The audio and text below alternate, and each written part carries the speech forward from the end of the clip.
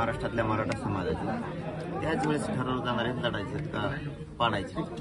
कारण आता आम्ही चर्चा केली, आम्ही ते तुम्हाला सांगणार बी नाही आत्ताच, पण पाडायचे उभा करायचे हे अंतरावलीत राज्यातली बैठक घेऊन ठरवलं जाणार. कारण तिथे 20-22 लाख मराठा समाज येणार आहे त्या बैठकीत, त्याशिवाय निर्णय घेतला जाणार नाही. मात्र समाज बांधवांशी बोलणं गरजेचं आहे, कारण ज्या समाजाला मायबाप मानतो त्यांना विचारणं गरजेचं. आता प्रमुखाची झाली थोडीच, याच्यापेक्षा आणखी 5 पटीनं प्रमुख आमचे राहिले, आणखीन एक मोठी सगळ्यांची मिळून घ्यायची.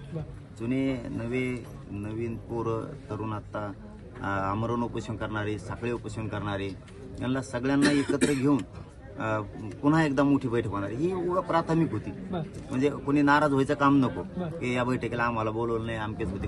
हे अचानक सांगितलं की आपण प्रमुख जण बसूयात. वेळ होता माझ्याकडे 1-2 घंटे, तर बसूयात म्हणून आम्ही बसलो.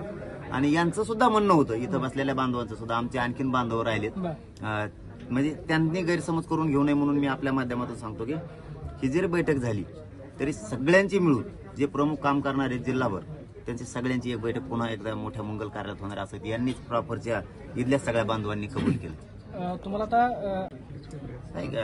काय तर तयारी समाजाची, उपोषणाला तर विरोध केलाच जातो, कारण त्यांना वाटतं की आपला शेवटी मुलगा आहे, मी त्यांना मायबाप मानतो, ते नको म्हणतात. पण मी काय चुकीचं करत नाही असं माझं म्हणणं आहे. मी माझ्या स्वार्थासाठी नाही करायलो, माझ्या समाजाच्या लेकराचं कल्याण होईल म्हणून या दृष्टिकोनातून मी ते उपोषण करायलो.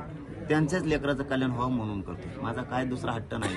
माझा समाज कसा शक्तिशाली बनत यासाठी मी प्रयत्न करतो. सरकारला आणखी काय वेळ देणार आहेत का? आता 1 वर्ष दिला, आणखी किती द्यायला पाहिजे त्यांना वेळ, परंतु आता ते राहणारच नाहीत. आता तर वेळ काय द्यायचं. तुमच्या अशा बैठकांमधून निवडणूक लढवा असं जास्त आग्रह होते, तुम्हाला पण आता कळालं असेल, म्हणजे लोक बोलतात तुमच्याशी, त्याच्यावर जास्त फोकस करावा असं नाही वाटत का? नाही, शक्यतो ज्यावेळेस आपण प्रमुख म्हणून काम करत असतो त्यावेळेस आपल्याला चारही बाजू बघायला लागतात. कुठला तरी निर्णय घेऊन समाजाचं परिणाम दुष्परिणाम त्याचे होणारे हेही बघायला लागणार आहे, आणि ते समाजाला एकदा समजून सांगणंही गरजेचं आहे. म्हणून मोठी बैठक आम्ही बोलवतोय.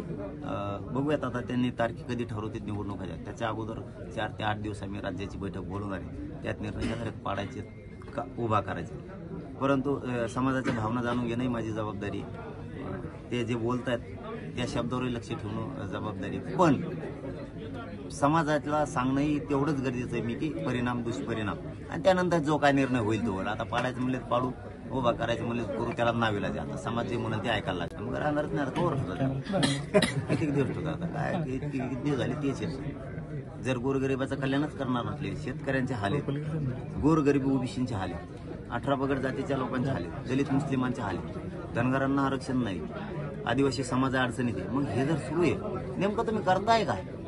आदिवासींचा सगळा निधी कुंकड गेलाय, कोणालाच मिळाला का नाही. सुविधा तर सगळ्यात जास्त त्यांना आहेत, मग त्यांचा नोकरी टाका दिसत नाही, राजकारणात त्यांना प्रतिनिधित्व नाही. मग नेमकं त्यांच्या योजना गेल्या कुठं?